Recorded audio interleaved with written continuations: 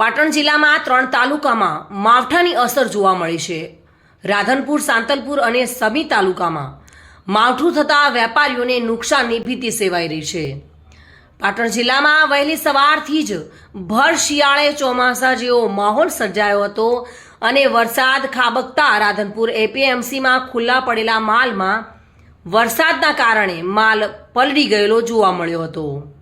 વેપારી દ્વારા ખરીદેલ જણસ ખુલ્લામાં રહી ગયેલ અને આ જણસ પલળી ગયું હતું। રાધનપુર એપીએમસી માર્કેટ યાર્ડમાં ઘઉં, એરંડા, ચણા, જણસની આવક વધુ હોવાથી માલ રાખવા માટે રાધનપુર એપીએમસી દ્વારા ડોક્ટર કનુભાઈ ચેરમેન દ્વારા એપીએમસીમાં શેડની મોટી વ્યવસ્થા કરવામાં આવી છે। છતાં પણ માલની આવક વધુ હોવાને કારણે વેપારીઓએ ખરીદેલો માલ બહાર રહી જતા વેપારીઓએ ખરીદેલા માલને નુકસાન થયું છે।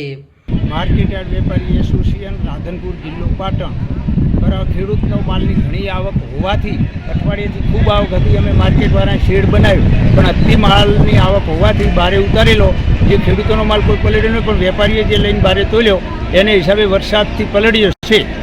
એરંડા, ચણા અને રાયડું ખૂબ મોટું નુકસાન વેપારીઓને છે।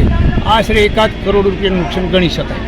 ગંજ બજારના વેપારી તરીકે રાજારામ ટ્રેડર્સ દ્વારા આજે રોજ વરસાદના કારણે ચેરમેન કનુભાઈએ શેડ બનાવરાયો હતો પણ શેડની અંદર માલની આવક વધારે થવાના કારણે એરંડા, ચણા, ઘઉં, જીરા, રાયડા તમામ માલની પલળી જવાના કારણે કરોડો રૂપિયાનું વેપારીઓને નુકસાન છે અને ખેડૂતોને પણ નુકસાન છે। માર્કેટ યાર્ડમાં ખુલ્લામાં પડેલા એરંડા, ચણા અને રાયડાની જણસ પલળેલી જોવા મળી હતી। ખુલ્લા રહેલા જણસ પલળતા આશરે લાખોનું નુકસાન થયું છે તેવું વેપારીઓએ પોતાની વ્યથામાં જણાવ્યું હતું। વસંત કડિયા સાથે bureau report, today Gujarati news.